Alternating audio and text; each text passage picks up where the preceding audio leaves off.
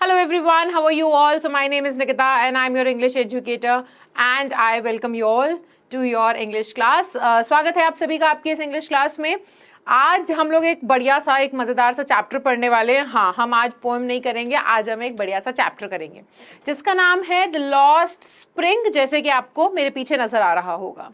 अच्छा, पूरा नाम अगर हम पढ़ें इसका तो है lost spring stories of stolen childhood which is written by Anees Jung. ठीक है, सो एनिस अनीस अपन इसे रीड करेंगे। अगर अपन इसको इंडियन नेम है, ये वैसे इंडियन राइटर है इनका, अगर हम सही प्रोनाउंसिएशन करें तो अनीस होगा। सो इन्होंने लिखा है ये चैप्टर। अब चैप्टर के बारे में अगर मैं बात करूं तो चैप्टर तो बहुत ही प्यारा है एंड एक्चुअल में अपने टाइटल को भी जस्टिफाई कर रहा है, जो कि है लॉस्ट स्प्रिंग। अच्छा, कितने बच्चों को, वैसे I just want to know कि कितने स्टूडेंट्स का यहाँ पर ऐसे तुम्हारा फेवरेट वो क्या है, सीजन क्या है? किसी को सर्दियां पसंद होंगी, किसी को रेनी सीजन पसंद होगा, किसी को समर सीजन पसंद होगा। समर सीजन पता नहीं किसको पसंद होता है, मुझे बिल्कुल पसंद नहीं है, इतनी तो गर्मी होती है यार। एंड किसी को स्प्रिंग सीजन भी पसंद होगा, है कि नहीं? तो मुझे कमेंट सेक्शन में जरूर बताना आपके फेवरेट सीजन्स क्या क्या हैं। ठीक है, सो आज की क्लास के अंदर हम लोग इस चैप्टर को पढ़ने वाले हैं बढ़िया से इन डेप्थ इसकी अच्छे से हम लोग अंडरस्टैंडिंग, मतलब अच्छे से समझेंगे, पढ़ेंगे, एनालिसिस करेंगे चैप्टर में क्या बोला गया, कैसे बोला गया, क्या कहानी है ना। अनीस हमें क्या बताना चाह रही हैं इस चैप्टर के जरिए, सारी चीजें हम जानने वाले हैं। लेकिन शुरू करने से पहले ये बताओ, सभी स्टूडेंट्स आ गए क्लास में एंड व्हाट्सअप क्या चल रहा है?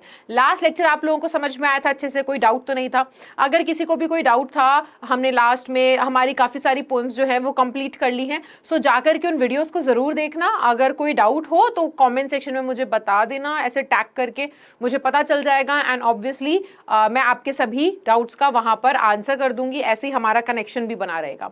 ठीक है, चलो सो स्टार्ट करते हैं। लॉस्ट स्प्रिंग, जैसे कि हम बात कर रहे थे हमारे टाइटल के बारे में। सो आप लोग बता ही चुके होंगे आपका फेवरेट सीजन क्या है। अच्छा, मैं बता दूं, मेरा फेवरेट सीजन है winter season. I love winters. ठीक है, हर तरफ क्या कहते हैं, सुहाना सा मौसम होता है। मतलब सुहाने से मेरा मतलब है धूप इतनी तेज नहीं होती है एंड इट्स नाइस।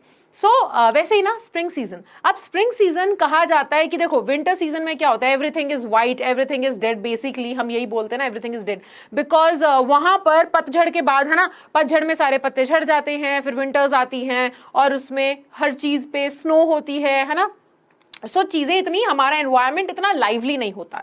अब यहाँ से ना मैं आपको कुछ समझाने की कोशिश कर रही हूँ, जरा ध्यान से समझना कि हमारा क्या होता है कि अच्छा, समर सीजन क्या है? समर सीजन इज बेसिकली बहुत थोड़ा सा, मतलब अगर वैसे देखा जाए इट्स वेरी हार्श, है ना। लेकिन क्या होता है स्प्रिंग सीजन? स्प्रिंग सीजन ऐसा होता है जहां पर हर तरफ फूल खिल रहे होते हैं, तितलियां उड़ रही होती हैं, है ना, बच्चे बाहर खेल रहे होते हैं। सो आप देख रहे हो ये अलग अलग सीजन्स जो हैं, जैसे हम लोगों ने ये अलग अलग सीजन्स डिवाइड करे ना, वैसे ही यहाँ पर अनीस ने इतने अच्छे से इसका नाम डिसाइड किया है, टाइटल रखा है कि वो ना टाइटल के जरिए हमारे बचपन की बात करना चाह रही है। जैसे कि हम लोग, है ना, वी आर बॉर्न एंड उसके बाद जो हमारा बचपन होता है, हमारा बचपन सबसे ज्यादा लाइवली होता है, सबसे ज्यादा मजेदार टाइम होता है कि नहीं? कि कोई टेंशन नहीं है, कुछ नहीं है, बाहर जाकर के ये खेलो, ग्लूकॉन डी पियो, पूरे दिन रसना वसना। मतलब 90s का बचपन तो इन्हीं चीजों से जुड़ा हुआ था, तुम्हारा तो अलग है ना। रसना पीना है, हैरी पॉटर की मूवीज देखनी है एंड एवरीथिंग। सो ये बहुत ही लाइवली होता है कि जहां पर हम लोग एनर्जी बहुत होती है ना, हमारे अंदर एक्साइटमेंट बहुत होती है और हम सबसे ज्यादा क्या होते हैं, जानदार। हमारे लाइफ का सबसे बेहतरीन पल हम बोलते हैं बचपन का होता है। अब यहाँ पर वैसे ही फिर जब हम बड़े होते जाते हैं तो जैसे मैंने बताया ना, विंटर क्या होती है, धीरे धीरे हम लोग की वो आपका ऑटम सीजन, जिसे फॉल भी कहते हैं, वो आता है जिसमें हम अपने धीरे धीरे बड़े होते हैं, हमारी एनर्जी कम हो जाती है, हम रिस्पॉन्सिबिलिटीज में आ जाते हैं। फिर अल्टीमेटली विंटर सीजन, है ना, जहाँ पे सब कुछ व्हाइट होता है। तो आप समझ रहे हो कि धीरे धीरे हमारी एज भी ऐसे ही, जब हमारी एज बढ़ती चली जाती है, ठीक है, तो हम लोग भी ना एक ऐसे टाइम में आने लग जाते हैं जहां पर सब कुछ इतना खुशहाल नहीं रह जाता बचपन की तरह, क्योंकि बचपन में तो हमें कोई रिस्पॉन्सिबिलिटीज नहीं थी, किसी चीज का कोई टेंशन नहीं थी, मम्मी पापा सब संभाल लेंगे, हमें केवल एंजॉय करना है अपने आप को। सो उसकी बात हो रही है। तो जैसे सीजन्स चेंज होते हैं और हर एक सीजन अपनी कुछ अलग खासियत लेकर के आता है, वैसे ही ना इन सीजन्स का कंपैरिजन किया गया है। टाइटल की अगर मैं बात करूं बेटा, तो यहां पर सीजन्स का कंपैरिजन किया गया है हमारी एक ह्यूमन लाइफ के साथ, कि हमारी लाइफ भी कैसे चलती है। जैसे सीजन्स चलते हैं वैसे हमारी लाइफ चलती है, और उसी में ना हमारे लाइफ का जो सबसे बेहतरीन पीरियड होता है चाइल्डहुड, उसको हम स्प्रिंग के साथ कंपेयर कर रहे हैं कि it is equivalent to spring season. क्योंकि जब स्प्रिंग होता है तो आप देख रहे हो सब कुछ कितना सुंदर दिखता है, वैसे ही हमारा बचपन होता है क्योंकि वो सबसे खूबसूरत होता है। लेकिन यहाँ पर ना स्प्रिंग जो है वो खो चुका है। यानी कि बचपन जो है वो खो चुका है। अब इस चैप्टर के अंदर अनीस जो है आपको ना स्टोरीज बता रही हैं ऑफ स्टोलन चाइल्डहुड, यानी कि जो चाइल्डहुड है वो मिट चुका है, वो गायब हो चुका है, बचपन बचपन नहीं रहा। अब ये तो कहानियों के माध्यम से आपको एक मैसेज देना चाहती है, आपको कुछ बताना चाहती है ना।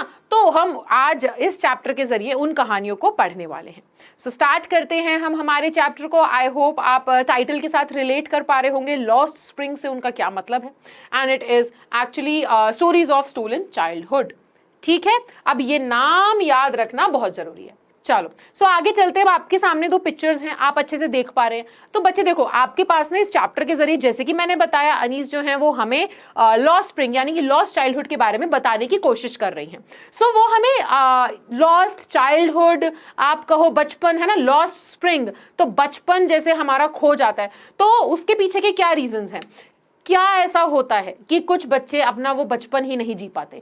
तो ये जो आपको पूरा का पूरा कॉन्सेप्ट है वो एक्चुअली दो स्टोरीज के माध्यम से आपको समझाना चाह रही हैं। सो हमें ना इस चैप्टर के अंदर दो स्टोरीज देखने को मिलेंगी। सबसे पहली है sometimes I find a rupee in the garbage, and second story है I want to drive a car. So आपका ये चैप्टर दो स्टोरीज में डिवाइडेड है। क्लियर? हम लोगों ने याद है ग्लिम्पसेस ऑफ इंडिया पढ़ा था, है ना, उसके अंदर 3 पार्ट्स थे, कूर्ग था, बेकर फ्रॉम गोवा था, असम था। सो वैसे ही ये चैप्टर जो है ये भी आपको लॉस्ट स्प्रिंग के बारे में बता रहा है, लॉस्ट चाइल्डहुड, स्टोलन चाइल्डहुड के बारे में बता रहा है with the help of 2 stories. So आज की क्लास में अगर मैं बताऊं तो बेटा आज की क्लास में हमारा फोकस होने वाला है हमारी सबसे पहली स्टोरी पे, which is sometimes I find a rupee in the garbage. कभी कभी मुझे कचरे में 1 रुपया भी मिल जाता है, अगर मैं इसका हिंदी में ट्रांसलेट करूं तो ये वाली हम जो हमारी स्टोरी है इसके ऊपर आज फोकस करेंगे, इसको अच्छे से पढ़ेंगे, एंड अगले लेक्चर में हम लोग हमारी second story I want to drive a car पढ़ेंगे। ठीक है, चलो तो क्लियर हो गया है सबको, अब समझ में आ गया है, अब हम आगे बढ़ते हैं। सो आज की क्लास में हम क्या क्या पढ़ने वाले हैं गाइस, तो देखो आप जल्दी से आज की क्लास में हम क्या क्या पढ़ने वाले हैं। तो जैसे कि मैंने आपको बताया कि आज हम कौन सी स्टोरी कवर कर रहे हैं, sometimes I find a rupee in the garbage. तो आज मैं इस स्टोरी का आपको about the author, about the chapter, साथ ही साथ थीम ऑफ द चैप्टर भी बताऊंगी, और हम चैप्टर एक्सप्लेनेशन भी करेंगे। ठीक है, सो ये सारी चीजें आज की क्लास में हम कवर करने वाले हैं। क्लियर है सभी को? सो स्टार्ट करते हैं हम हमारे सबसे पहले पार्ट से, which is about the author. So ये है आपकी ऑथर जिनका मैंने अभी नाम बताया ना, अनीस इनका नाम है। ठीक है भाई, बहुत ही बेहतरीन राइटर हैं, बहुत ही बेहतरीन लेखिका हैं। चलो तो इनके बारे में थोड़ी सी बातें जान लेते हैं। अनीस जो है वो एक्चुअल में पैदा हुई थी 1964 में। ठीक है, अब बेटा आपके लिए ना अगर मैं एग्जाम पॉइंट ऑफ व्यू से बताऊं तो बच्चों तुम लोग पूछते हो कि क्या हमें सब कुछ याद रखना पड़ेगा, क्या हमें अबाउट द ऑथर याद रखना पड़ेगा? नहीं, अगर तुम केवल ऑथर का नाम याद रखते हो it is more than enough for your exams. आपको नाम पता होना चाहिए, आप उनके बारे में बाकी चीजें जानते हो नहीं जानते हो इट डजंट मैटर, नाम जान लो। ये तो तुम्हें बाकी चीजें तो मैं चैप्टर के स्टार्टिंग में ही थोड़ा बहुत बता देती हूँ कि कौन है क्या है, बट मैं कह रही हूँ वर्ड बाय वर्ड ऐसे रट्टा मारने की जरूरत नहीं है, क्योंकि आपके एग्जाम में वो नहीं आने वाला। सो आप केवल इनका नाम जरूर याद रखिए, अनीस इनका नाम है। 1964 में इनका जन्म हुआ था, and she was born in Rourkela.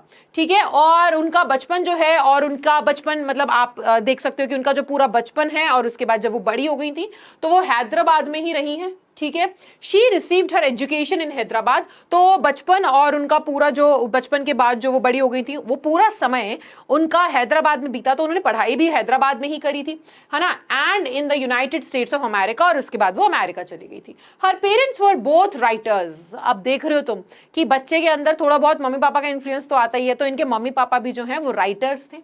ठीक है, Anees Jung began her career as a writer in India. इन्होंने अपना करियर इंडिया में स्टार्ट किया था as a writer. She has been an editor and columnist for major newspapers in India and abroad and has authored several books. So यानी कि इन्होंने books भी लिखी हैं, ये कॉलम्स भी लिखती हैं, और बहुत मतलब काफ़ी एडिटर भी हैं हमारे इंडिया के कुछ बहुत मेजर न्यूज़पेपर्स के, और बाहर अब्रॉड में भी जो न्यूज़पेपर्स हैं वहाँ पर भी कॉलम्स लिखती हैं, एडिटर हैं, और इन्होंने बहुत सी बुक्स भी लिखी हैं। द फॉलोइंग, अब इनके बारे में आपको समझ में आ गया है, राउरकेला में पैदा हुई थी, हैदराबाद में पढ़ाई करी है, मम्मी पापा भी इनके राइटर हैं, तो बच्चे में थोड़े से गुण तो आनी थे, एंड बहुत उम्दा स्टोरी आज की लिखी है।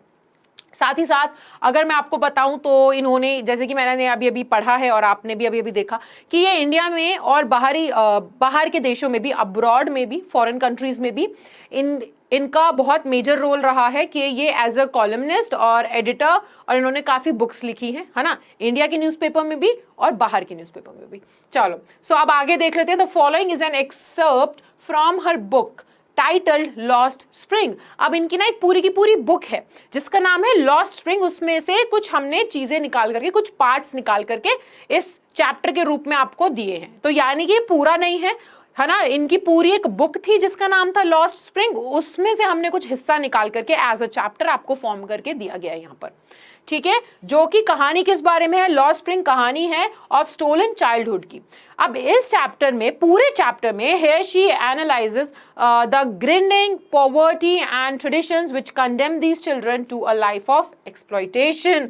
अब इन कहानियों के जरिए, है ना, इस पूरे चैप्टर में लॉस्ट स्प्रिंग यानी कि, है ना, ऐसी कहानियां जिनमें आप देख सकते हो कि बचपन कहीं ना कहीं खो चुका है, इन कहानियों के जरिए वो बता रही हैं कि ये जो बच्चे हैं अपने बचपन में, वो समय जो, मतलब आप कह सकते हो बचपन का टाइम एक इंसान की जिंदगी का ऐसा टाइम होता है कि शायद वो मरते दम तक ना उसको बहुत चेरिश करता है, उसको बहुत सहेज करके रखता है कि नहीं? अगर आज भी हम अपने नाना नानी के साथ, दादा दादी के साथ, मम्मी पापा के साथ बैठे और हम उनसे अभी कभी भी उनकी लाइफ के बारे में कुछ बात करें तो कहीं ना कहीं हमें देखने को मिलता है कि वो अपने बचपन को याद कर रहे होते हैं, बचपन के बारे में बताते हैं कि हम ये करते थे, हम वो करते थे, है कि नहीं, है ना।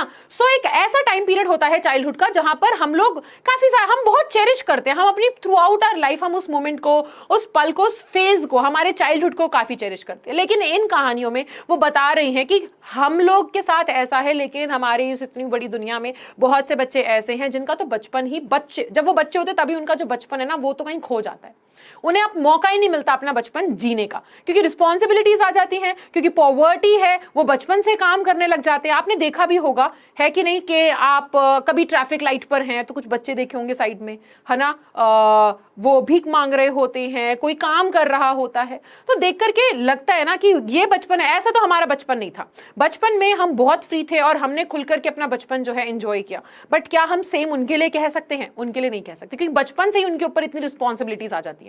अब ये कहो कि वो गरीबी का भार है, ये कहो कि घर में होता है ना, गरीबी की वजह से घर में रोटी लेकर के आनी है, खाना लेकर के आना है ताकि हमारा परिवार जो है चल सके, उसका बोझ है, उसका भार है, जो भी है, लेकिन वो बच्चा अपने बचपन को उस तरीके से नहीं जी पाता है।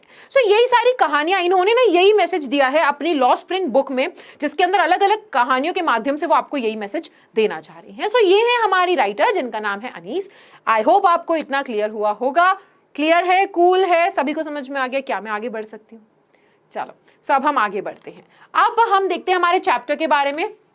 सो देखो, लॉस्ट स्प्रिंग समरी, ठीक है, describes the terrible condition of poor children, है ना। यहाँ पे इस चैप्टर के अंदर अलग अलग स्टोरीज हैं, हम यहाँ पर 2 स्टोरीज पढ़ रहे हैं। इन स्टोरीज में एक्चुअल में अगर पूरे चैप्टर का मैं आपको समझाऊं तो इन स्टोरीज में वो आपको बताना चाह रहे हैं कि क्या भयानक कंडीशंस होती हैं उन गरीब बच्चों की। These children are those who didn't get to enjoy childhood. ये वो बच्चे हैं जिनको अपना बचपन एंजॉय करने का मौका ही नहीं मिलता है, क्योंकि prevailing socio economic conditions in this world, because of जो हमारी कंडीशंस है ना। भाई देखो, अमीर और अमीर होता जा रहा है, गरीब और गरीब होता जा रहा है। तुम तो कॉमर्स के स्टूडेंट्स हो, तुम लोग तो जानते हो हमारी इकोनॉमी की हालत क्या है ना, पॉवर्टी, अनएम्प्लॉयमेंट, ये सब तो तुम लोग जानते हो। सो वही वो बता रहे कि ये जो हालात है ना, इस हालात में गरीब बच्चे के ऊपर क्या बीतती है। वो अपनी जिंदगी का सबसे अहम हिस्सा खो बैठता है, जो कि है उसका बचपन। तो सोचो, एक ऐसा इंसान जिसने अपना बचपन नहीं जिया, वो बड़े होकर के क्या चेरिश करेगा, किस पल को याद करेगा? शायद वो अपना बचपन याद करेगा, मतलब मेरे को लगता है उसे याद करना पसंद ही नहीं आएगा अपने उस बचपन को जिसमें उसने कुछ एंजॉय नहीं किया। उसको मतलब आप कह सकते हो ना, भट्टियों में झोंक दिया गया था कि तुम्हें काम करना है। तो वही उन्हीं बच्चों की कहानियां बता रहे हैं और वही बता रहे हैं कि हमारे ये जो सोशियो इकोनॉमिक कंडीशन है ना इस दुनिया की, उसकी वजह से वो बच्चों का बचपन छिन जाता है ना, और वो गरीब बच्चों के साथ क्या क्या होता है।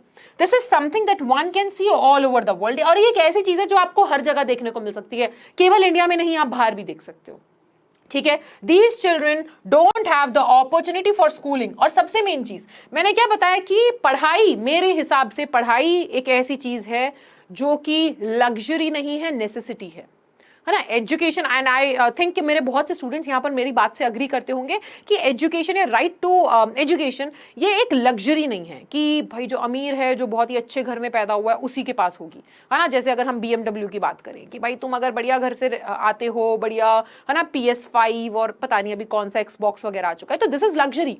बेसिक नेसेसिटी नहीं है ये। और आप लोग तो इकोनॉमिक्स के स्टूडेंट है, आप तो समझते हैं नेसेसिटीज क्या है, वांट्स क्या है ना। सो लग्जरी क्या है, तो ये लग्जरी है। और एजुकेशन एक ऐसी चीज है जो लग्जरी नहीं है, जो कि एक बेसिक नेसेसिटी है और हर किसी को मिलनी चाहिए, है ना। शिक्षा पे तो हर एक का अधिकार है, तो यही वो बात है। लेकिन इन बच्चों को वही बेसिक जो एजुकेशन है वो उनको नहीं मिल पाती। और तो और there is a lot of pressure on these children to enter into labour early in life. और तो और इन बच्चों के ऊपर बहुत प्रेशर होता है यार, घर का प्रेशर, है ना, माँ बाप को देख करके। अब ऐसे घरों में आप देखोगे तो किसी ना किसी के कोई डिजीज होता है, कोई बीमारी होती है, तो ये अपने आप होता नहीं कि इनको झोंक दिया जाता है। अब ये कहो कि इनकी जिंदगी इन्हें झोंक देती है, लाइफ का प्रेशर इन्हें झोंक देता है, जिम्मेदारियां उन बच्चों पे इतनी जल्दी आ जाती हैं कि ये वो काम करने में आप कह सकते हो जुट जाते हैं। These unfortunate children, ये जो बदकिस्मत children हैं, are forced into labor.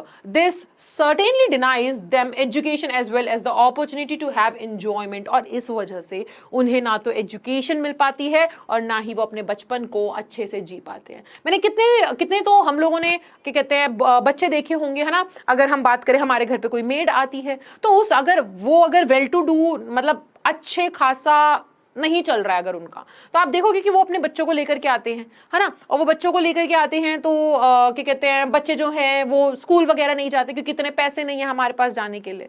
दोपहर में हम खुद काम कर रहे होते हैं, है ना। सो ऐसा भी होता है। सो आप देख रहे हो कि यहाँ पर ये जो प्रेशर है, ये जो उनकी कंडीशन होती है, इस वजह से ना तो वो पढ़ाई कर पाते, ऐसा नहीं पढ़ना नहीं चाहते। इन बच्चों के अंदर आप अगर बात करोगे, है ना, और अगर आप देखोगे तो इनमें आस बहुत होती है कि हम पढ़ेंगे, हम पढ़ना चाहते हैं, इन्हें बड़ा अच्छा लगता है। लेकिन हालात ऐसे जिंदगी में कि पढ़ नहीं पाते, ना अपने बचपन को एंजॉय कर पाते।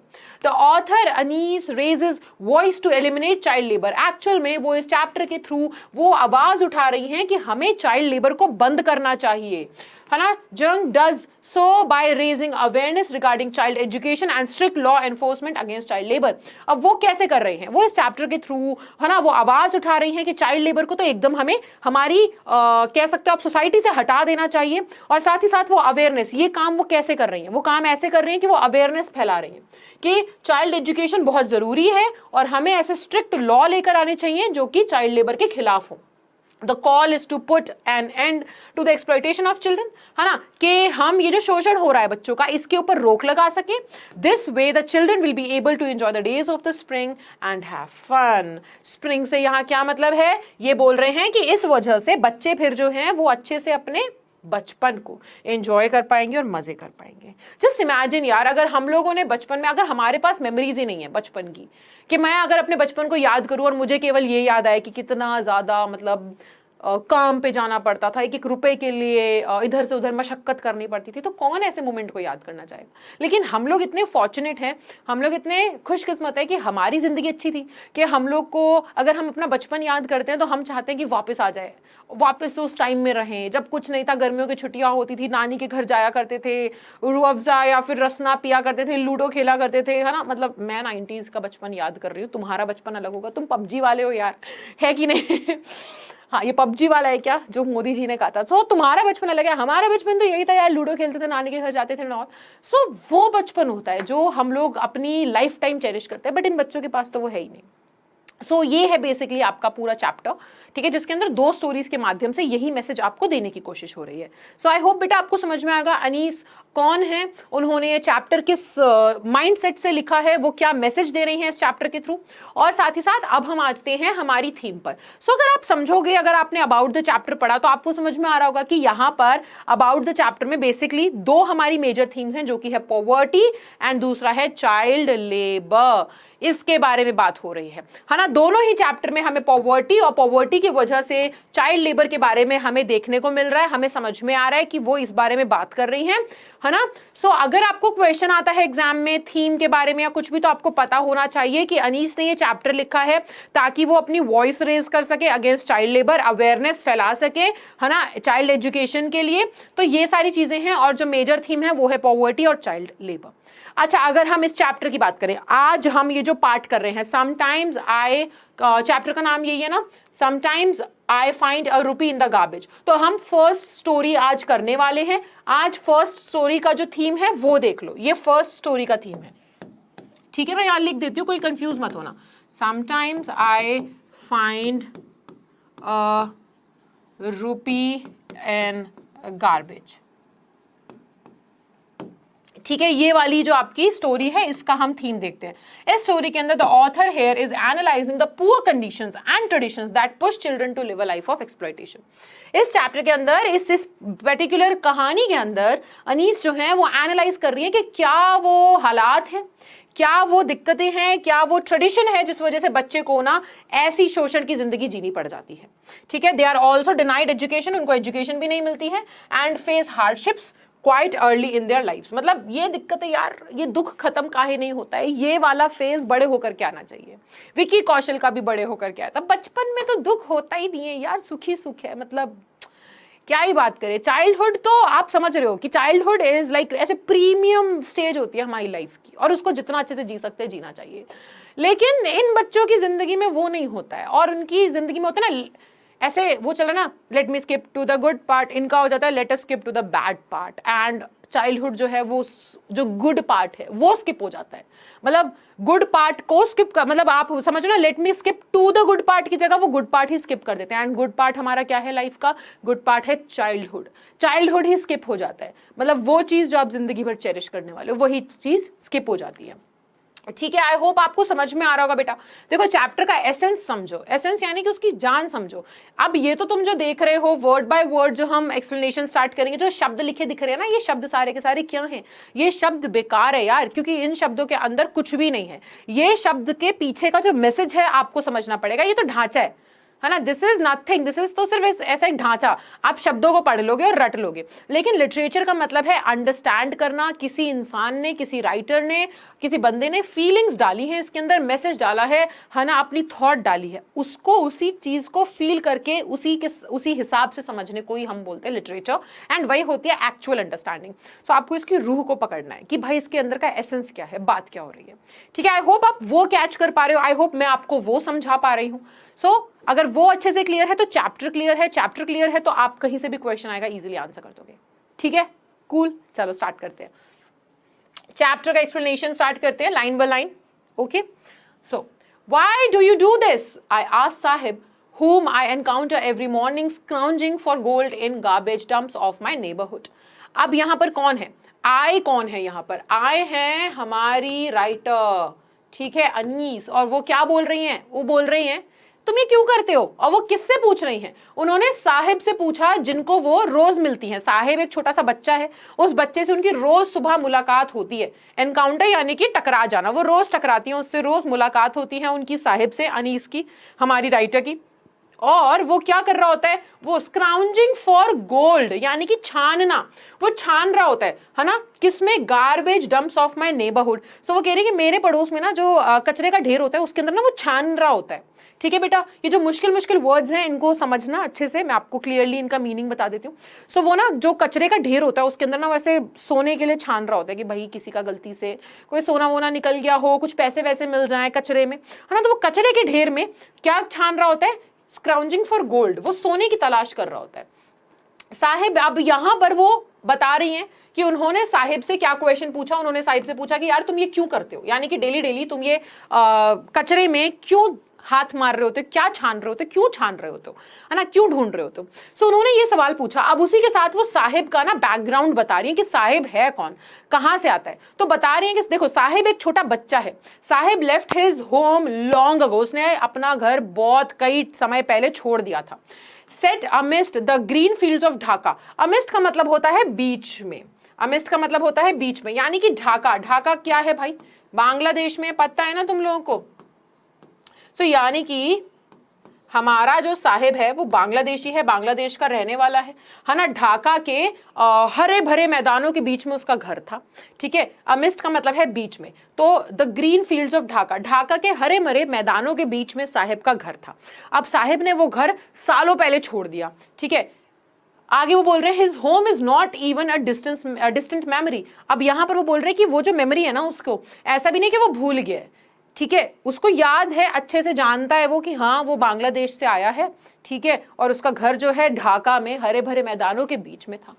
There were many storms that swept away their fields and homes, his mother tells him। अब उनकी मम्मी जो है वो हमें अनीस हमें साहिब के बारे में बता रही है कि साहिब को उसकी मम्मी ने बताया था कि बेटा वहां पे बहुत सारे तूफान आते थे, तो उन तूफानों के चक्कर में देयर वर मेनी स्टॉर्म्स, उन तूफानों के चक्कर में जो हमारे खेत हैं, जो हमारे घर हैं, वो सारे के सारे तबाह हो गए, स्वेप्ट अवे, है ना, कि सारे के सारे तूफान में नष्ट हो गए, ठीक है, ये वो बता रहे हैं। क्लियर है सभी को फर्स्ट पैराग्राफ? दोबारा से समझ लो भाई अगर नहीं क्लियर है तो। सो साहिब से अनीस ने क्या पूछा, क्यों करते हो ये, और फिर उन्होंने बताया कि साहिब से मैं डेली मिलती हूँ क्योंकि वो डेली मुझे यहाँ पर मिल जाता है ना, कचरे में सोने को ढूंढ रहा होता है, और मैंने उससे पूछा कि साहिब तुम ये क्यों करते हो। अब साहिब कौन है? साहिब अपना घर बहुत समय पहले छोड़ करके आ गया था, ढाका में रहने वाला बंदा है जो ढाका से यहाँ पे आया है। ढाका में हरे भरे मैदानों के बीच में उसका घर था, उसे अच्छे से याद है उन सब चीजों के बारे में, लेकिन उसकी मम्मी बताती कि हमने घर क्यों छोड़ा, हमने घर इसलिए छोड़ा क्योंकि वहां पे बहुत तूफान आते थे और हमारा सारे खेत, सारे मैदान, सारा घर जो है उन तूफानों में नष्ट हो गया।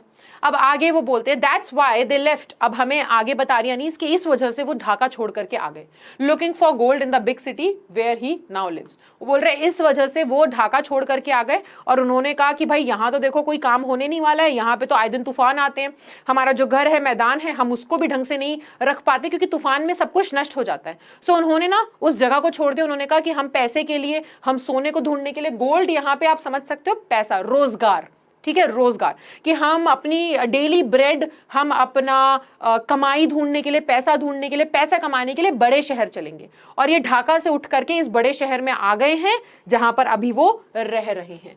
आई have nothing else to do he mutters looking away. अब क्या हुआ कि यहां पर हमारे अनीस ने सवाल पूछा था ना, क्या पूछा था कि यार तुम ये काम क्यों करते हो। फिर उसके बाद उन्होंने हमें क्या बताया, उन्होंने हमें साहिब का पूरा बताया कि उसकी बैक स्टोरी क्या है, उसका बैकग्राउंड कहाँ से है, वो क्या नहीं है ना, उसकी हिस्ट्री बताइए हमको।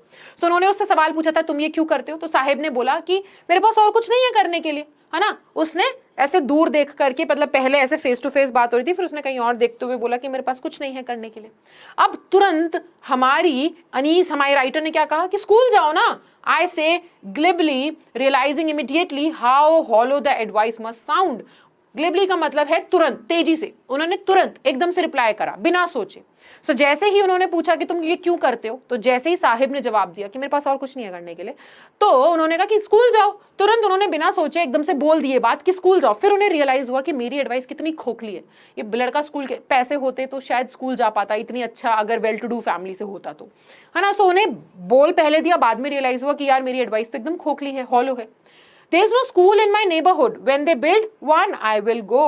अब वो बोलता है कि मेरे नेबर, मेरे आसपास में कोई स्कूल ही नहीं है, जब वो बना देंगे तो मैं चला जाऊंगा।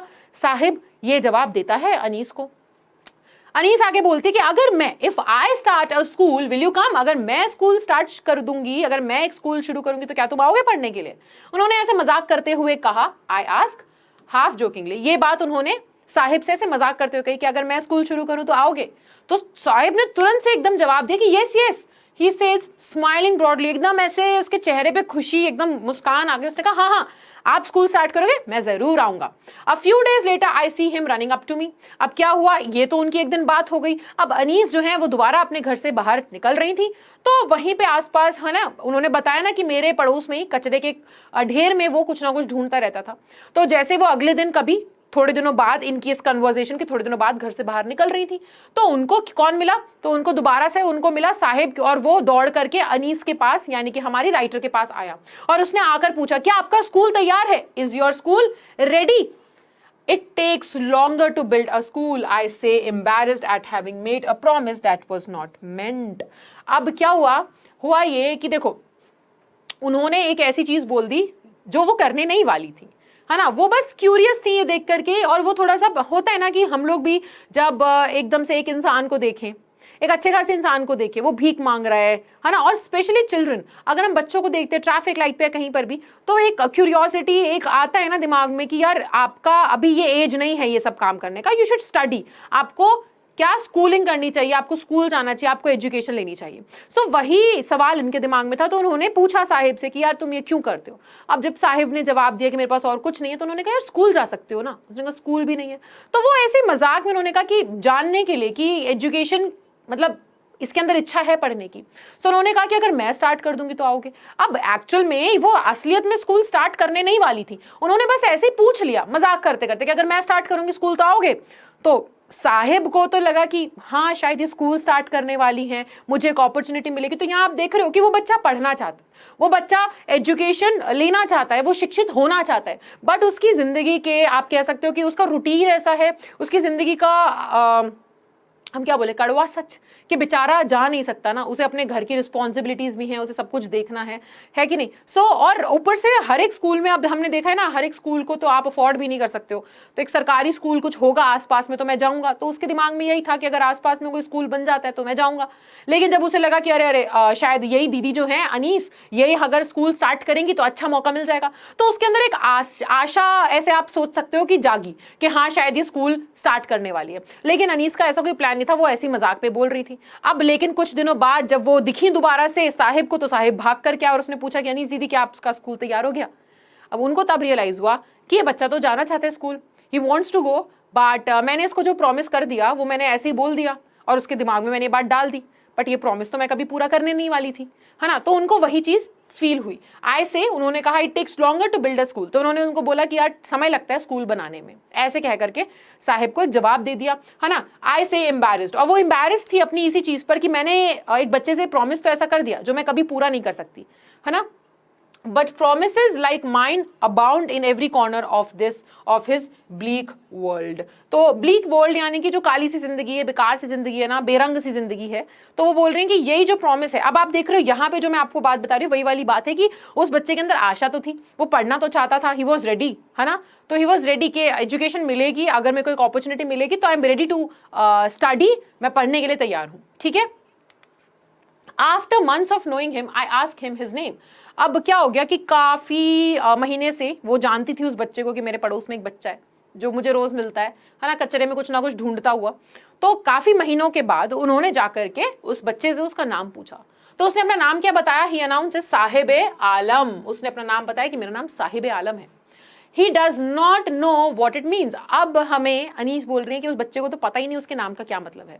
उसने अपना नाम बताया साहिब आलम, लेकिन उसको जानता ही नहीं कि उसके नाम का क्या मतलब है।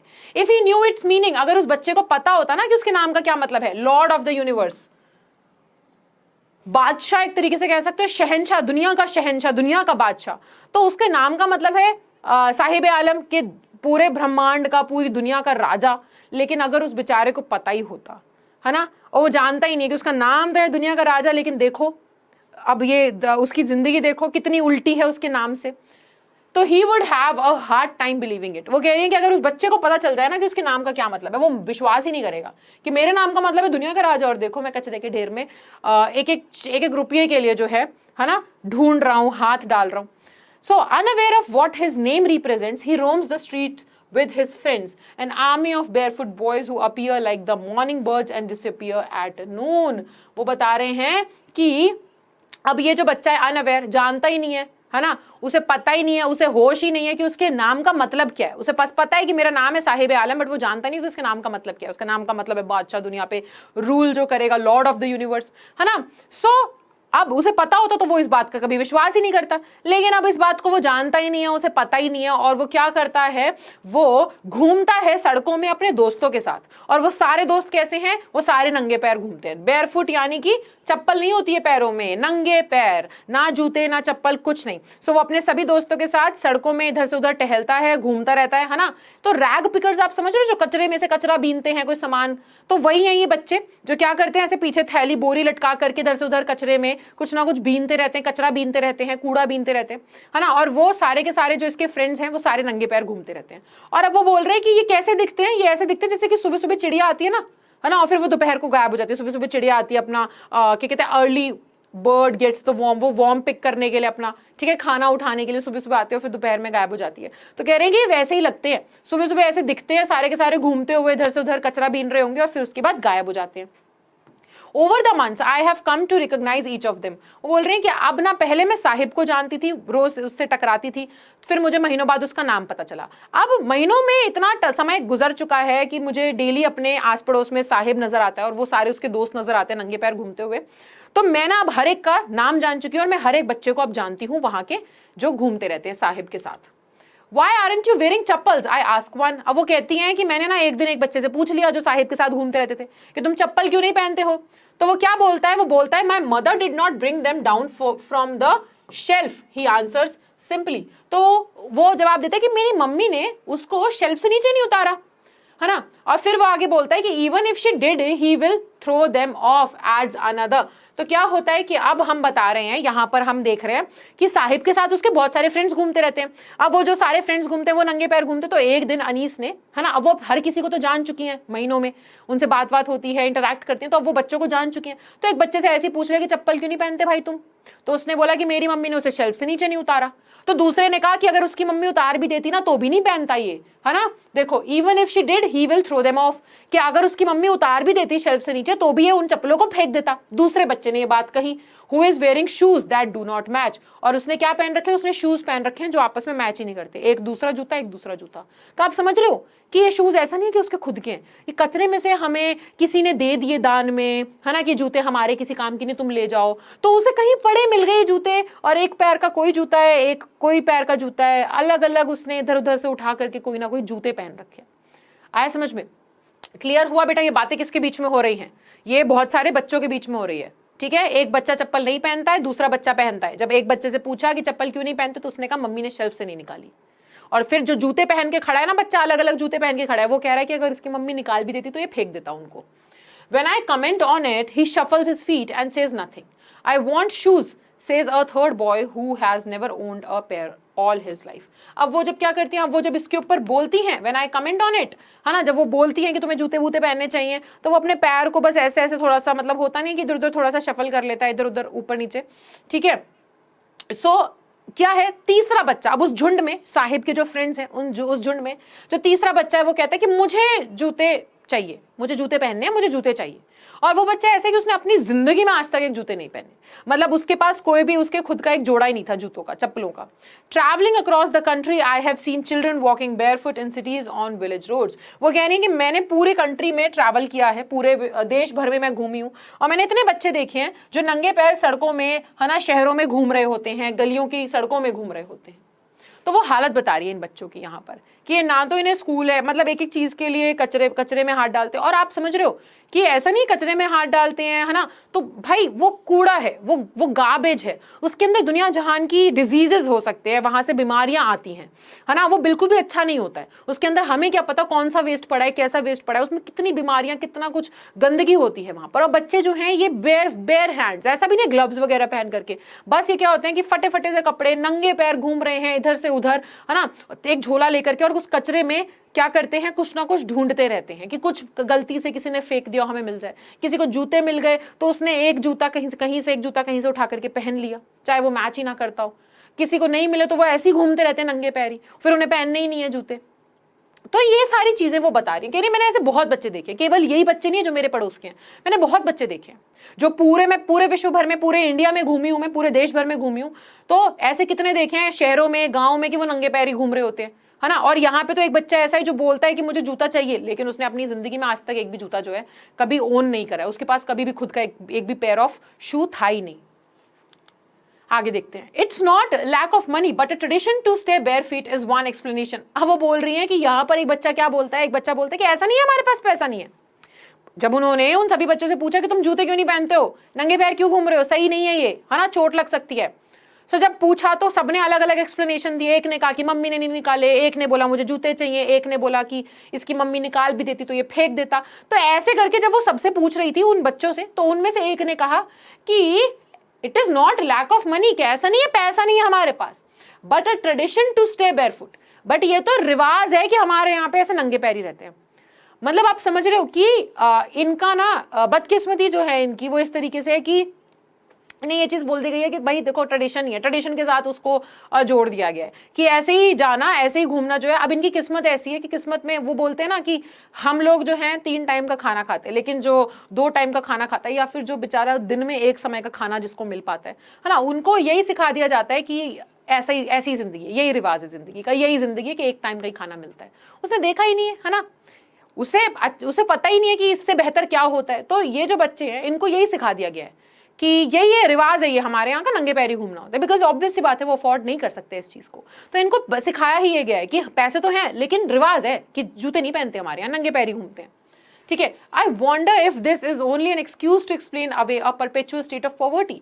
वो कह रही है कि मैं सोचती हूँ इस बारे में कि क्या ये केवल एक बहाना है ये बताने के लिए, मतलब अपनी ये जो लगातार चलती आ रही गरीबी है इनकी। परपेचुअल का मतलब होता है बेटा, मैं यहाँ लिख देती हूँ, परपेचुअल का मतलब होता है लगातार।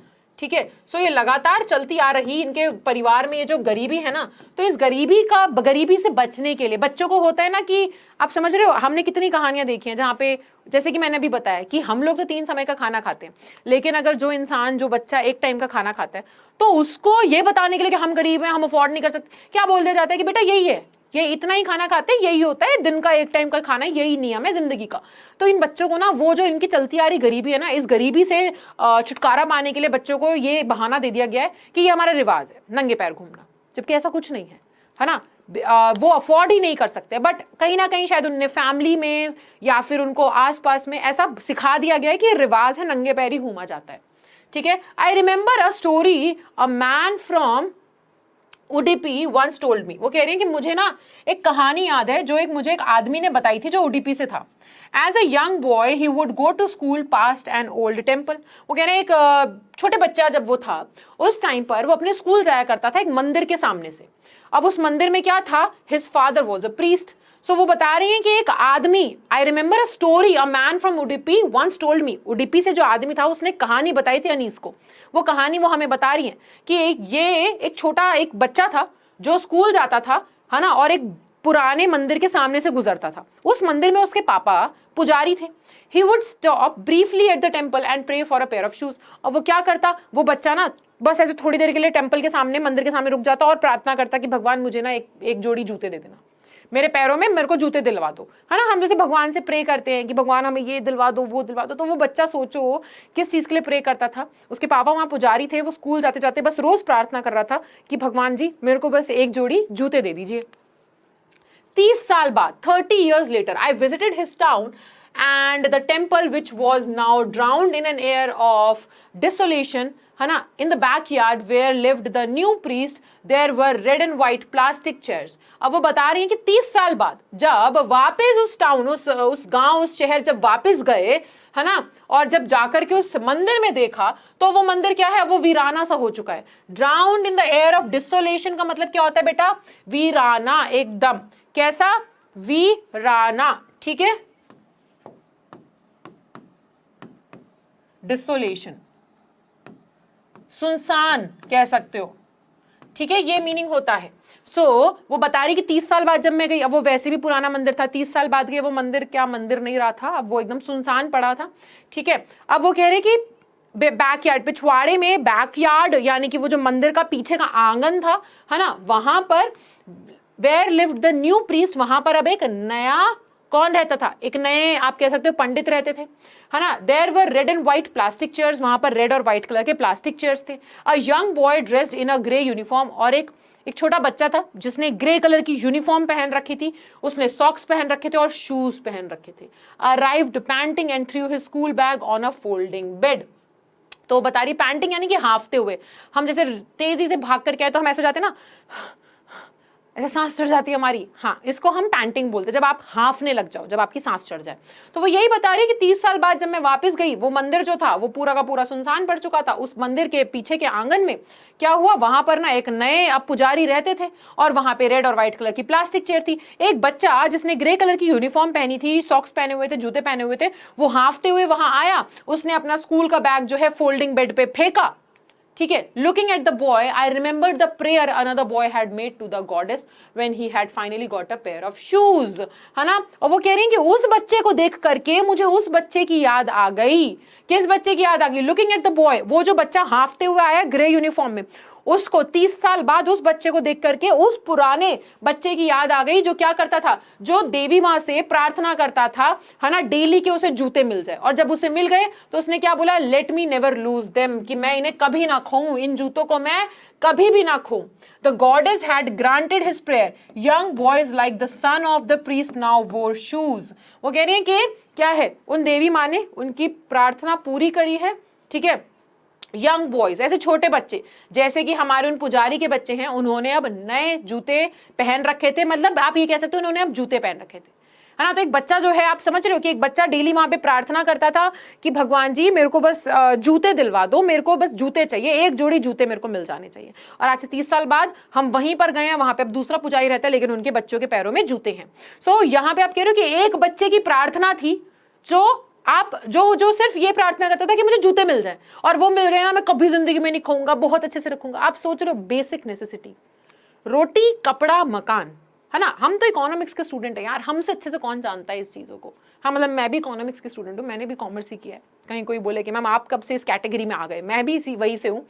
सो हम लोग तो जानते हैं यार, ये रोटी कपड़ा मकान, ये बेसिक नेसेसिटीज ऑफ लाइफ है ना, हमें पहले ये पूरी करनी होती है। आप सोचो कि इन चीजों पे तो जन्म सिद्ध अधिकार होता है इंसान का। खाना, भाई जिएगा कैसे यार, जन्म सिद्ध अधिकार है। शेल्टर, है ना। सो अपने बॉडी को ढकने के लिए कपड़े, ये तो बेसिक चीजें हैं। और वहीं पर एक हम लोग जिनके पास सारी चीजें हैं, वहां पे एक बच्चा जो है वो उन बेसिक चीजों के लिए प्रार्थना कर रहा है कि हे भगवान बस मेरे को हे भगवान बस मेरे को क्या, मेरे को वो चीज दिलवा दो और मैं उन्हें कभी नहीं खोऊंगा, ठीक है। वो बोल रही है कि अब देखो, अब क्या है, अब ना किसी और के रूप में वो प्रार्थना जो है वो पूरी हो चुकी है। But many others like the rag pickers in my neighbourhood remain shoelace. लेकिन वो कह रही है कि इनकी तो हो गई, लेकिन बहुत से जो हैं, जैसे कि मेरे पड़ोस में वो कूड़ा बीनने वाले बच्चे, वो आज भी कैसे हैं, वो नंगे पैर घूमते रहते हैं, ठीक है। आगे समझ में। तो वो बोल रही है कि इसकी तो पूरी हो गई इच्छा, लेकिन अभी भी बहुत से बच्चे जो हैं, है ना, जैसे कि मेरे ही बच्चों को ले लो, मेरे बच्चों से इनका मीनिंग है कि जो उनके नेबरहुड में पड़ोस में बच्चे रहते हैं, कह रही उन्हीं बच्चों को ले लो, वो बेचारे कूड़ा बीनने वाले रैग पिकर्स, है ना, वो आज भी शूलेस हैं, उनके पास आज भी जूते नहीं हैं। My acquaintance with the barefoot rag pickers lead me to Seemapuri. वो कह रही है एक्वेंटेंस यानी कि वो जो बोलचाल थी ना, वो जो हल्की हल्की सी दोस्ती हो गई थी जो उन रैग पिकर्स के साथ, यानी कि उन बच्चों के साथ, साहिब आलम के साथ, और वो जो बाकी बच्चे उसके साथ घूमते थे, कह रही मेरी जो उनके साथ अच्छी दोस्ती हो गई थी ना, है ना, उसकी वजह से मैं कहाँ गई, लीड्स मी टू सीमापुरी, मैं सीमापुरी गई, a place on the periphery of Delhi yet miles away from it metaphorically. अब यहाँ पे वो क्या कह रही है, कह रही है कि उन बच्चों की मदद से मैं कहाँ जा पाई, उन बच्चों की मदद से मैं सीमापुरी से जुड़ पाई, जो कि क्या है, जो कि दिल्ली में है जगह, लेकिन फिर भी दिल्ली से बहुत दूर है। यानी कि क्या, दिल्ली हमारा कैपिटल है, एक शहर है, और शहर की चकाचौंध, कह रही ये जगह सीमापुरी है तो हमारी दिल्ली में, लेकिन फिर भी दिल्ली से दूर है। यानी कि आप समझ रहे हो कि उस चकाचौंध से, उन सभी चीजों से बहुत दूर है, पिछड़ा हुआ है जगह, है ना। यहाँ पे दिल्ली में जहां तो बच्चे ऑडी से नीचे, हम तो पापा जाएंगे ही नहीं स्कूल, बाइक लेकर आता है शर्मा जी का लड़का, और यहाँ पे वो बच्चे जो हैं, है ना, हैं वो भी दिल्ली का पार्ट, वो तुम जैसे हम बोलते ना दिल्ली से हैं, दिल्लीइट्स हैं, ये भी दिल्लीइट्स, लेकिन क्या ये कह सकते हैं कि दिल्ली के? नहीं, ये दिल्ली से फिर भी बहुत दूर है। तो वही तो ये बात कर रहे हैं कि है तो दिल्ली के, लेकिन फिर भी दिल्ली से कोसों दूर। Those who live here are squatters who came from Bangladesh back in 1971। सारे कह रहे हैं कि जितने सीमापुरी में रहते हैं ना, सारे के सारे वो हैं जो बांग्लादेश से 1971 के टाइम पर यहाँ आ गए थे, है ना। और साहिब की फैमिली भी उनमें से ही एक है। Seemapuri was then a wilderness, it still is, but it is no longer empty। भाई तब ना सीमापुरी बहुत ही एक ऐसे आप कह सकते हो ना उजड़ी हुई सी जगह थी, अभी भी है, लेकिन क्या है, it is no longer empty, लेकिन अभी खाली नहीं है। उस टाइम पे खाली थी, उजड़ी सी जगह थी, उस टाइम पे खाली थी, अभी भी उजड़ी जगह है। लेकिन ये जो लोग हैं ना बेचारे, जो बांग्लादेश से उठ करके 1971 में इंडिया आए, ये लोग यहाँ पर आकर के रह गए। तो ये अभी भी वैसी हालत खराब है इस जगह की, लेकिन यहाँ पे अब खालीपन नहीं है, यहाँ पे वो लोग रहते हैं इस खराब जगह पर, ठीक है। In structures of mud with roof of tin and trampoline, devoid of sewage, drainage और running water, lives 10,000 rag pickers. वो बोल रहे हैं कि इस जगह में, है ना, मिट्टी के घर जिसमें छतें किसकी हैं, टिन की छतें हैं, ट्रैम्पोलिन वो जो होता है ना, त्रिपाल बोलते हैं ना उसको, देखा है तुम लोगों ने, समझ पा रहे हो, त्रिपाल पता होगा ना, वो प्लास्टिक शीट होती है जो घर की छतों पे, टेंट वेंट पे, यार दिल्ली के हो तुम लोग बहुत सारे, यहाँ पर देखा होगा आप लोगों ने, हम इंडिया के ही तो हैं, अब कौन अंग्रेज हो तुम के मैम, त्रिपाल क्या होता है हमें नहीं पता, देखा है वो टेंट वगैरह बनाते हैं उससे, बहुत से हमने भी देखा है, दिल्ली में आप कहीं चले जाओ, कहीं भी ऐसे स्लम एरिया में चले जाओ, या फिर यार कहीं पर कंस्ट्रक्शन हो रहा होता है ना, तो किसी घर के बाहर कंस्ट्रक्शन में जो लेबर लोग होते हैं, है ना, वो जो लोग जब वो काम कर रहे होते हैं वहां पर, वो ऐसे त्रिपाल डाल करके एक तंबू सा बना लेते हैं, उसी के अंदर रहते हैं।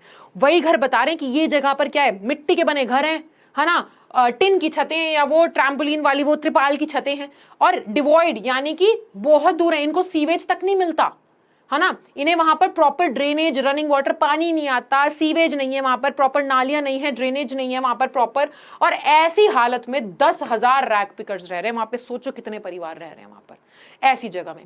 दे have lived here for more than 30 years without an identity, without permits, but with ration cards that get their names on voters list and enable them to buy grain. वो कह रहे हैं यहाँ पर ये 30 सालों से रह रहे हैं, ना तो इनका कोई वजूद है, मतलब आइडेंटिटी इनकी कोई नहीं है, कोई नहीं जानता इनको, है ना ही इनको कोई परमिट है, लेकिन इनके पास राशन कार्ड है, राशन कार्ड है that get their names on voters list, है ना, इनके पास राशन कार्ड है जिनकी वजह से उनका वोटर लिस्ट पे नाम है, और इस वजह से इन्हें खाना मिल पाता है, इन्हें रोटी मिल पाती है, इन्हें अनाज मिल पाता है, इसकी वजह से food is more important for survival than an identity. मैंने बोला ना, पहचान से ज्यादा इनके लिए क्या जरूरी है, खाना, कि खाना मिल जा रहा है बहुत बड़ी बात है, पहचान मिले ना मिले, है ना, सर्वाइवल, ये बेसिक नेसेसिटी हमारी पूरी हो जाए। तो इतने सालों से ये लोग यहाँ पर रहते आ रहे हैं, ये असलियत वो बता रही है सीमापुरी की जो उन्होंने जाकर के देखी है। ठीक है, आगे हम देखते हैं। So food is more important for survival than an identity. If at the end of the day we can feed our families and go to bed without an aching stomach, we would rather live here than in the fields that gave us no grain. Say a group of women in tattered saris when I asked them why they left their beautiful land of green fields and rivers.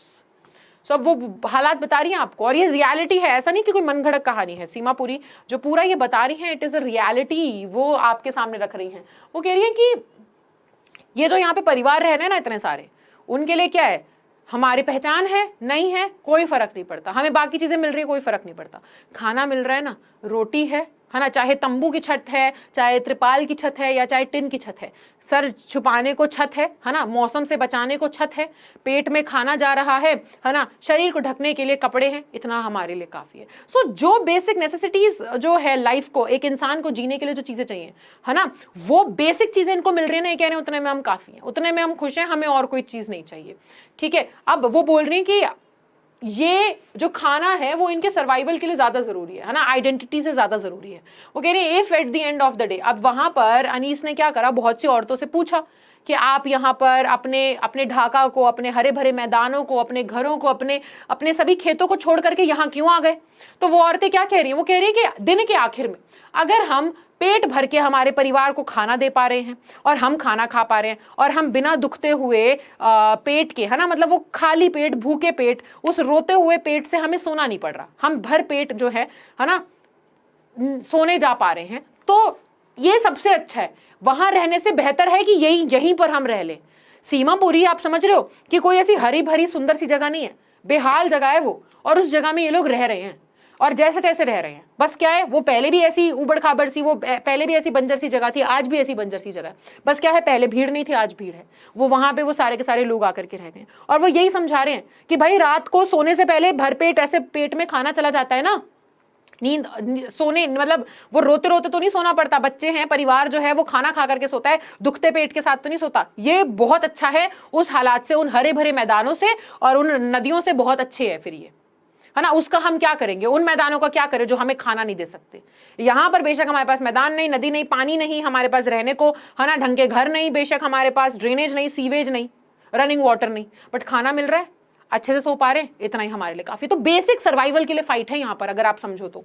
ठीक है, wherever they find food they pitch their tents that become transit homes। अब वो बोल रहे जहां खाना मिलता है ना वहां पे टेंट लगा लेते हैं, वो उनका ट्रांजिट होम बन जाता है कि भाई चलते चलते चलते चलते। बैरागी टाइप सुना है तुमने, बैरागी कह सकते हो या बंजारे, है ना, ऐसे ऐसे चलते चलते चलते चलते रहते हैं कि अरे वही है हमारा, जहाँ खाना मिल जाए हम वहाँ चले जाते हैं। इनके पास कोई घर नहीं है ना, बेसिक नेसेसिटी जीवन जीने के लिए उसके लिए लड़ रहे हैं ये, उसके लिए घूमते घूमते घूमते घूमते बस वही अपने त्रिपाल वाले घर, वही टीन की छत वाले घर ये वहां पे बना लेते हैं।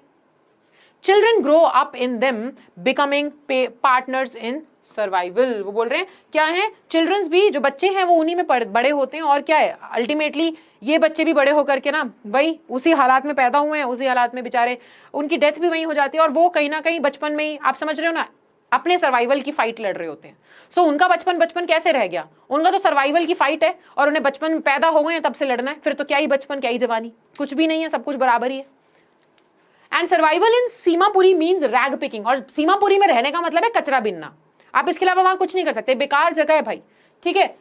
Through the years it has acquired the proportions of a fine art, garbage to them is gold. वो कह रहे हैं कि सालों में ना इनके लिए क्या बन चुका है, इनके लिए कला बन चुकी है, कूड़ा इनके लिए सोने माफिक है, कूड़ा इनके लिए सोने के बराबर है। It is their daily bread, क्योंकि उसी कूड़े से उनको रोटी मिलती है ना। कभी तो भाई अगर उसमें से 10 रुपए का नोट निकल आया, 20 रुपए का नोट निकल आया, 100 रुपए मिल गए, तो इनके लिए बहुत बड़ी बात होती है कि आज तो मतलब मैंने क्या सोना के बराबर कोई चीज पा ली है। सो वो जो कूड़ा है जिसको हम फेंक देते हैं ना, मैंने बताया ना कि आपको समझना पड़ेगा एक साइकिल है ये, जो चीज हमारे काम की नहीं ना वही चीज को देख, मतलब जिन कपड़ों पे तुम सोचते हो कि यार इस पे एक दाग लग गया ये फेंक देता हूँ, वही कपड़ा ना किसी की दिवाली का कपड़ा बन जाता है।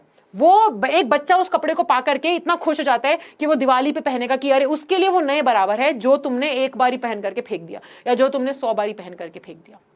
समझ रहे हो? तो वो यही कह रहे हैं कि garbage to them is gold, कचरा तो उनके लिए सोने के बराबर है। It is their daily bread, रोजी रोटी वहां से आती है, और रूफ ओवर देयर हेड्स, है ना, वही चीज उनके घर के उनके सरों के ऊपर छत लाती है। Even if it is a leaking roof, चाहे फिर वो लीकिंग रूफ ही क्यों ना हो, चाहे त्रिपाल में छेद हो, टिन में छेद हो, जो भी है, उस कचरे की वजह से उनकी रोजी रोटी चल रही है, कचरे की वजह से उनके सरों के ऊपर छत है। But for a child it is even more, पर एक बच्चे के लिए ये इससे भी ज्यादा है ना। अडल्ट्स की हम बात करें तो वो कहेंगे कि यार हमारी रोजी रोटी है, हमारे लिए वो सोना है, वहीं से हम कचरा बिनकर ही हम क्या लाते हैं, कचरा बिनकर ही हमारा पेट भर पाता है, हम अपने सर को ढक पा रहे हैं, हमारे सर के ऊपर छत आ पा रही है। पर बच्चों के लिए तो उससे भी ज्यादा है ये कचरा। I sometimes find a rupee, even a 10 rupee note, Sahib says, his eyes lightning up. वो बोल रहे हैं, साहिब बता रहे कि कभी कभार तो मुझे कचरे में से 1 रुपया 10-10 रुपए तक मिल जाते हैं, और ये कहते हुए इसकी आंखों में चमक आ गई। तो आप समझ रहे हो कि उस बच्चे के लिए वो 10 रुपए हमारे लिए क्या मैटर करता है, 10 रुपए में हम क्या ही ले लेंगे, लेकिन उस बच्चे के लिए जिसने ये चीजें नहीं देखी हैं, जिसके लिए, उसके लिए तो 1-1 रुपया जो है वो बहुत बड़ी बात है, ठीक है। When Sahib says his eyes lightning up, है ना, तो वो कह रहे हैं कि ये बात कहते हुए साहिब की आंखें जो हैं वो एकदम जगमगा गई। When you can find a silver coin in a heap of garbage, you don't stop scrounging for there is hope of finding more। वो बोल रहे हैं कि जब आपको इतने कूड़े में अगर एक सिल्वर कॉइन, 1 रुपए का सिक्का मिल जाता है ना, तो आप और तेजी से उसे खोदना चालू कर देते हो, छानना चालू कर देते हो, क्योंकि लगता है कि और मिलेगा अभी इसमें से। 10 रुपए का नोट मिल गया, हो सकता है 100 का भी मिल जाए। वो होप से वो और उसको क्या करते हैं, वो कूड़ा बीनने का ये जो प्रोसेस है उनका चलता रहता है, ठीक है। Okay, it seems that for children garbage has a different meaning different from what it means to their parents। अब वो बोल रहे हैं, यहाँ पर अनीस बता रही कि ऐसा लगता है बच्चों के लिए उस कूड़े का, उस गार्बेज का जो मीनिंग उनके माँ बाप के लिए है ना, अडल्ट्स के लिए जो मीनिंग है कचरे का वो अलग है, और जो बच्चों के लिए मीनिंग है कचरे का वो अलग है। माँ बाप के लिए क्या है, माँ बाप के लिए वो उनकी रोजी रोटी है, माँ बाप के लिए उनको छत मिलती है उस कचरे से, है ना, जिसमें वो सोते हैं उनका सर ढकने के लिए। बट चिल्ड्रन के लिए क्या है, for children it is wrapped in wonder. बच्चों के लिए तो एक अद्भुत चीज है कि ना जाने कब क्या मिल जाए, कब क्या हाथ लग जाए। उनके लिए तो वो एक खजाना टाइप से कि ट्रेजर, आपको नहीं पता उसके अंदर क्या है, बट आप उसको ढूंढने के लिए गड्ढा खोदते रहते हो। वही है इन बच्चों के लिए ये, ठीक है। For elders it is the means of survival. बच्चों, बूढ़ों के लिए क्या है, बड़ों के लिए क्या है भाई, उनकी रोजी रोटी है, यहां से वो जिंदा जी पा रहे हैं, है ना, अपना निवारण कर पा रहे हैं। बच्चों के लिए तो खजाना है भाई, देखो आज कुछ नया तो कल कुछ और मिलेगा उसमें, ठीक है। उनके लिए वो अम्यूजमेंट है। One winter morning, I see Sahib standing by the fenced gate of neighborhood club। वो कह रही है कि एक सर्दी, मतलब काफी समय निकल गया, सर्दियां आ गई, और एक दिन सर्दी की सुबह मैंने साहिब को कहाँ खड़े देखा, मैंने साहिब को अपने पड़ोस में एक क्लब है उसके ना जाली वाले दरवाजे पे खड़े हुए देखा। Watching 2 young men dressed in white playing tennis। और वो वहां खड़े होकर के नेबरहुड में, उनके पड़ोस में जो क्लब था, वहां फेंस गेट, ऐसे जालीदार गेट होता है ना जिसमें ऐसे जालियां बन रही होती हैं, तो वो जाली वाले गेट पे ऐसे खड़े होकर के लोगों को देख रहा था अंदर सफेद कपड़े पहन करके टेनिस खेलते हुए। तो वो साहिब उन लोगों को टेनिस खेलते हुए देख रहा था। I like the game, he hums content to watch it standing behind the fence. अब वो क्या है, वो ऐसे खड़े होकर के एक टुक उनको इतने अम्यूजमेंट के साथ, इतनी मतलब आप कह रहे हो ना दिलचस्पी के साथ देख रहा है कि वो एकदम से ना देखते देखते उसके मुंह से निकलता है कि मेरे को ये गेम अच्छा लगा, मेरे को ये पसंद आया, ठीक है। I go inside when no one is around, he admits. और फिर वो बोलता है कि जब ना कोई भी नहीं होता ना यहाँ पे, मैं चुपचाप अंदर चले जाता हूँ, यानी कि टेनिस कोर्ट में चले जाता हूँ। The gatekeeper lets me use the swing, Saheb too is wearing tennis shoes that looks strange over his discolored shirt and shorts। वो कह रहे हैं कि फिर वो चुपचाप ऐसे बताता है कि जो यहाँ पे गेट पे जो गार्ड अंकल खड़े रहते हैं ना, वो कभी कभार मुझे चुपचाप ना अंदर जाने देते हैं और मैं झूले झूलता हूँ जा करके। सो अपना बता रहे चुपचाप कि भाई देखो, मतलब वहाँ पे खड़े होकर के वो दो लोगों को टेनिस खेलते हुए देख रहा है। फिर वो बता रहे हैं कि मेरे को ये गेम पसंद है और मुझे अच्छा लगता है, लेकिन जब कोई नहीं देख रहा होता मैं चुपचाप अंदर चला जाता हूँ और जो गार्ड अंकल है वो मुझे जाकर के अंदर थोड़ी देर झूले झूलने देते हैं। अब उसके खुद के पैरों में टेनिस शूज हैं, उसने खुद भी पहन रखे हैं, यानी कि उसको किसी ने दिए होंगे, पर वो उसकी शर्ट और उसके निक्कर जो उसने शॉर्ट्स पहने उसके साथ मैच नहीं कर रहे। शर्ट अलग कुछ, मतलब ये समझ रहे हो ना, कहीं कहीं से कुछ मिल गया, किसी ने दे दिया तो बच्चे वही पहन लेते हैं। सो कोई शर्ट है गंदी सी वो पहन रखी है, शॉर्ट्स कुछ और है, जूते एकदम अलग है, टेनिस शूज उसने पहन रखे। सो वही वो बता रहे हैं, someone gave them to me, he says in the manner of an explanation. तो जब हमारी अनीस उसको देख रही होती है और जूते पे नजर पड़ती है तो वो देखते हैं कि जूते अलग, कपड़े अलग है उसके। तो वो देखते हैं ना जब जूते को, तो एकदम से साहिब अपने आप ही समझा देता है कि ये जूते मुझे किसी ने दिए हैं। The fact that they are discarded shoes of some rich boy who perhaps refused to wear them because of a hole in one of them does not bother him। वो कह रही है कि ये जो जूते हैं ना, ये किसी के डिस्कार्डेड यानी कि फेंके हुए जूते हैं जो किसी अमीर बच्चे ने फेंक दिए क्योंकि उसके अंदर एक छेद था। लेकिन इस बात से साहिब को कोई फर्क नहीं पड़ रहा है ना। किसी हमारे जैसे कोई क्या है वो पापा की परी या मम्मी का जो भी वो मगरमच्छ है, उसने क्या करा, उसने उठा करके वो जूते फेंक दिए क्योंकि उसमें एक छेद था, है ना, कि मैं नहीं पहनूंगा, ये जूते खराब हो गए हैं, है ना।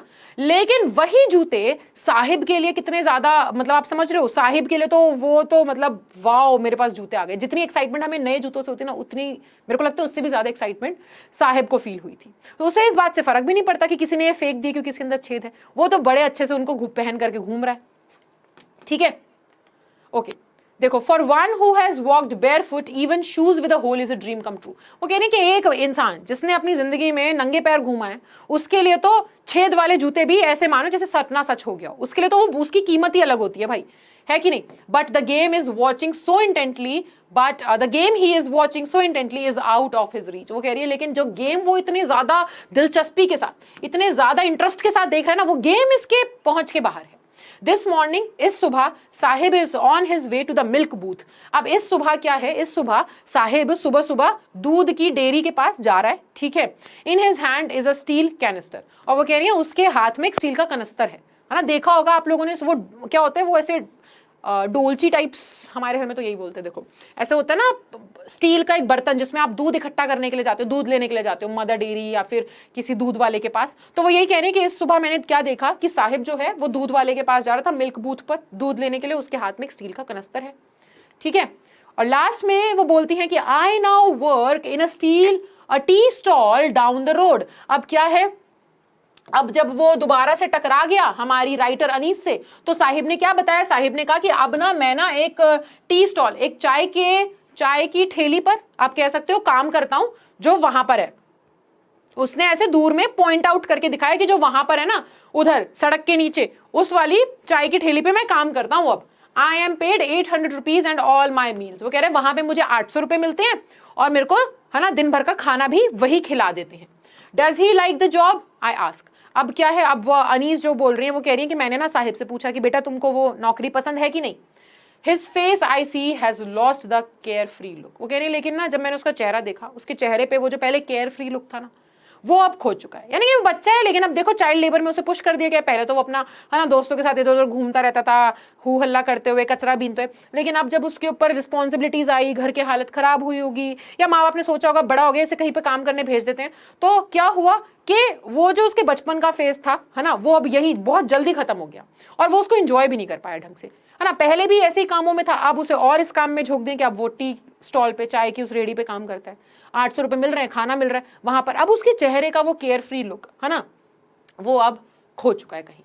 The steel canister seems heavier than the plastic bag he would carry so lightly over his shoulder। वो कह रही है वो जो स्टील का कनस्तर है ना, वो भारी लग रहा है। पहले तो एक बोरी लेकर के अपने कंधे पे घूमता था और अब उसके हाथ में स्टील का कनस्तर है, और वो जाहिर सी बात है उसके कंधे पे जो बोरी थी ना उससे तो भारी ही है। द बैग वॉज हिज, और कह रही वो बैग जो था वो उसका खुद का था, वो जो बोरी थी उसके हाथ में उसके कंधों पे वो उसकी खुद की थी। The canister belongs to the man who owns the tea shop. वो कह रही लेकिन अब ये जो कनस्तर है वो किसका है? वो उस आदमी का है जिसकी ये चाय की दुकान है, ठीक है। Sahib is no longer his own master. वो कह रही है अब साहिब अपनी मर्जी का मालिक नहीं रहा, अब क्या है, अब उसका कोई और मास्टर है। अब वो किस में आ चुका है, अब वो चाइल्ड लेबर है ना, यही तो यहाँ पे पॉइंट आउट किया जा रहा है कि अब वो क्या है, अब वो उसका मास्टर खुद नहीं रहा, अब वो अपनी मर्जी का मालिक नहीं रहा, अब उसका कोई और मालिक है, अब वो उसके लिए काम करता है। तो ये है आपका पूरा चैप्टर जिसमें हमने क्या पढ़ा, हमने साहिब की कहानी पढ़ी और साहिब जैसे बहुत सारे बच्चों के बारे में हमने देखा है ना। जिस इस पूरे चैप्टर का नाम है लॉस्ट स्प्रिंग, यानी कि बचपन का खो जाना। स्प्रिंग इज इक्वल टू हमारा चाइल्डहुड। स्प्रिंग सीजन में जैसे फूल खिलते हैं है ना, सब कुछ सुहाना होता है, वैसे ही हमारी जिंदगी का सबसे अच्छा पीरियड होता है हमारा वो बचपन, जिसमें सब कुछ सुहाना होता है, सब कुछ अच्छा होता है। तो उसी बचपन के खो जाने के बारे में बात कर रहे हैं, ऐसे बच्चों के जो बहुत ही अर्ली स्टेज में अपने बचपन को, मतलब उनका बचपन शुरू तो होता नहीं है लेकिन उससे पहले खत्म हो जाता है, क्योंकि उनको कहीं ना कहीं काम करने डाल देते हैं। अब वो हो सकता है कि फैमिली प्रेशर है, बिकॉज ऑफ पॉवर्टी, गरीबी की वजह से, गरीबी के मारे है ना, कि निवारण तो होना है भाई, खाना पीना तो चलेगा, जिंदा तो रहेंगे, कैसे रहेंगे, सर्वाइवल तो जरूरी है, तो सबको घर में सभी को काम करना पड़ेगा। लड़की लड़का बच्चे माँ बाप सब काम कर रहे होते हैं। हालात भी इनके कैसे हैं, पढ़ाई लिखाई करना चाहते हैं लेकिन पढ़ाई लिखाई कर नहीं सकते क्योंकि अफोर्ड नहीं कर सकते। सो ये कहानी थी हमारी साहिब की और साहिब जैसे बहुत सारे बच्चों की। और इस कहानी का लॉस्ट स्प्रिंग में सबसे पहली कहानी का नाम है sometimes I find a rupee in garbage. I hope आपको ये कहानी अच्छी लगी होगी, आपको चैप्टर समझ में आया होगा, चैप्टर का एसेंस, इसके पीछे का जो डेप्थ में मीनिंग है वो समझ में आया होगा, है ना। और इसी अंडरस्टैंडिंग को अब आगे कंटिन्यू करेंगे हम, हमारी सेकंड स्टोरी पढ़ेंगे अगली क्लास में, उसमें आना भूलना मत, ठीक है। और आज की कहानी को अच्छे से पढ़ना, एक बारी खुद से घर पे बैठ करके इस चैप्टर का फर्स्ट स्टोरी को रीड करना। कुछ नहीं समझ में आया तो मुझे कमेंट सेक्शन में जरूर बताना, I am there to help you and I am very happy, I will be very happy to help you out, ठीक है। सो डाउट्स लेकर के आओ, डाउट्स अपन क्लियर करेंगे तुम्हारे, अगले सेशन में मिलेंगे, तब तक के लिए bye bye, take care and thank you so much.